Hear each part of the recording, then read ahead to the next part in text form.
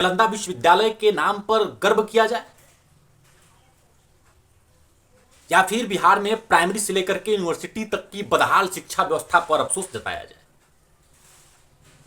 आप खुद सोच करके देखिए ना कि आर्यभट्ट के नाम पर गर्व किया जाए, वशिष्ठ नारायण सिंह के नाम पर गर्व किया जाए, या अभी जो कल पंजाब में बिहारी छात्रों के ऊपर जानलेवा हमला हुआ है उस पर शर्म किया जाए।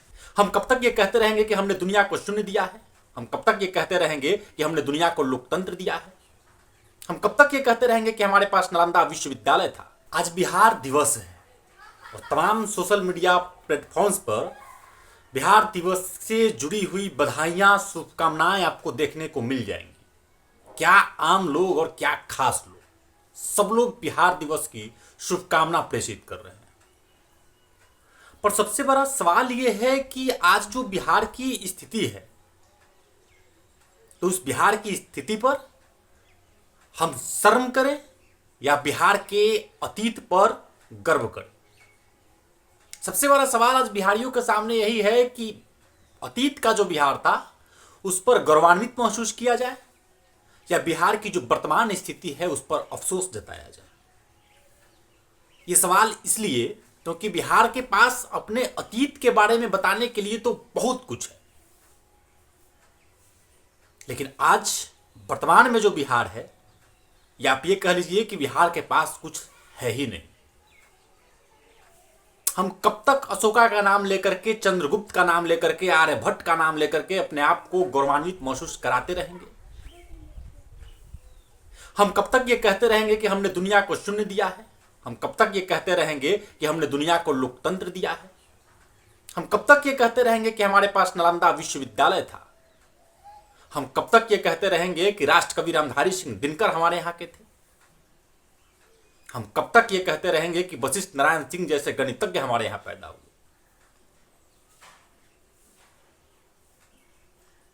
इन तमाम उदाहरणों को सुनकर आप भी इतना तो जरूर समझ जाएंगे कि अतीत के नाम पर बिहार के पास बहुत कुछ था, लेकिन आज वर्तमान में बिहार के पास कुछ भी नहीं है।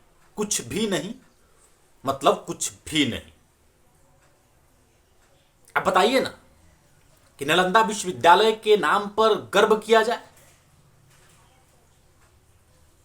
या फिर बिहार में प्राइमरी से लेकर के यूनिवर्सिटी तक की बदहाल शिक्षा व्यवस्था पर अफसोस जताया जाए। आप खुद सोच करके देखिए ना कि आर्यभट्ट के नाम पर गर्व किया जाए, वशिष्ठ नारायण सिंह के नाम पर गर्व किया जाए, या अभी जो कल पंजाब में बिहारी छात्रों के ऊपर जानलेवा हमला हुआ है उस पर शर्म किया जाए। आप बताइए ना कि चंद्रगुप्त से लेकर के, अशोका से लेकर के, राजेंद्र प्रसाद से लेकर के जयप्रकाश नारायण तक, इन सबके नाम पर गर्व किया जाए, या हर दिन बिहार से बाहर जाने वाली ट्रेनों में जो भर भर के बिहारी मजदूरी करने जाते हैं उनके नाम पर शर्म किया जाए। अब बताइए ना, बिहार का कोई एक ऐसा कॉलेज जिसमें बिहार के साथ साथ बिहार के बाहर के बच्चे भी पढ़ना चाहते हो? अब बिहार का कोई एक यूनिवर्सिटी बताइए ना जिसमें बिहार के बाहर के बच्चे आकर के पढ़ना चाहते हो।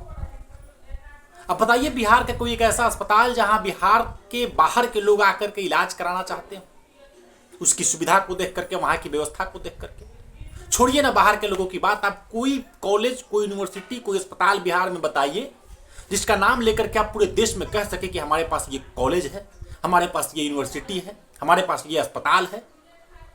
नहीं है सर आपके पास। आप ये कह सकते हैं कि आपके पास नालंदा विश्वविद्यालय था, आप ये कह सकते हैं कि आपने दुनिया को लोकतंत्र दिया, आप ये कह सकते हैं कि इसी बिहार के लाल ने दुनिया को शून्य दिया, आप ये कह सकते हैं कि आपने देश को राष्ट्र कवि दिया।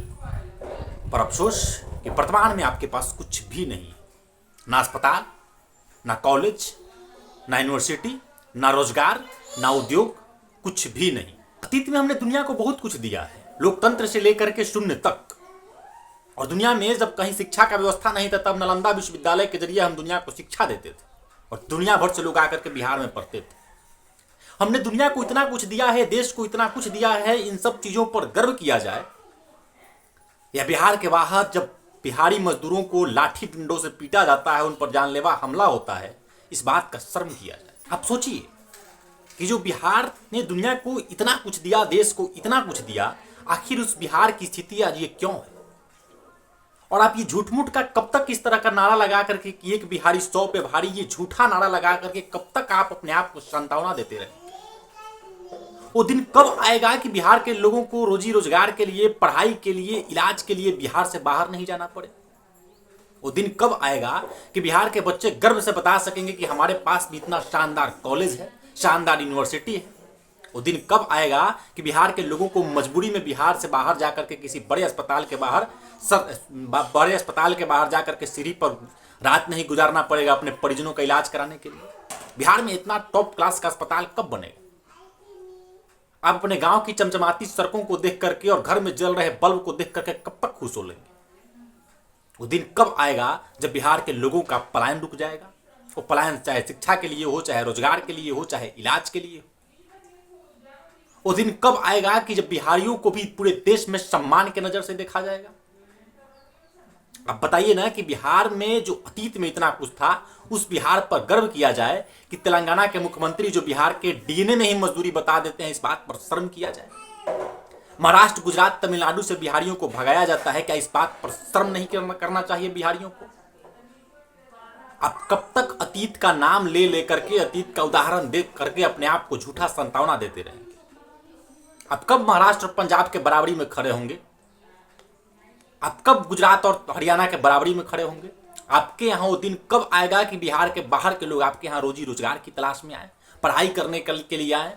इतना टॉप क्लास का अस्पताल हो आपके पास कि बिहार के बाहर के लोग आपके यहाँ इलाज कराने आए?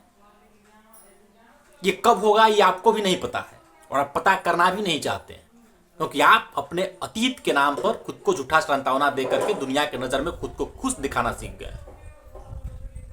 आपका वर्तमान कैसे बदलेगा, आपका भविष्य कैसे बदलेगा, इसकी चिंता ही नहीं है आपको। बाकी सब बिहार दिवस की बधाई दे रहे हैं, हम भी आपको बधाई दे देते हैं, लेकिन एक ताजा सवाल ये कि कल जिस तरीके से पंजाब के एक यूनिवर्सिटी में बिहारी छात्रों के ऊपर जानलेवा हमला हुआ है, ऐसे समय में क्या बिहार में ही बिहार के बच्चों को शिक्षा मिले, इलाज मिले, नौकरी मिले? क्या इस पर सोचने का समय नहीं आ गया है? क्या बिहारियों का पलायन कैसे रुके, इस पर एक गंभीर बहस के साथ साथ एक बढ़िया पॉलिसी बनाने का समय नहीं आ गया है? सोचिएगा जरूर।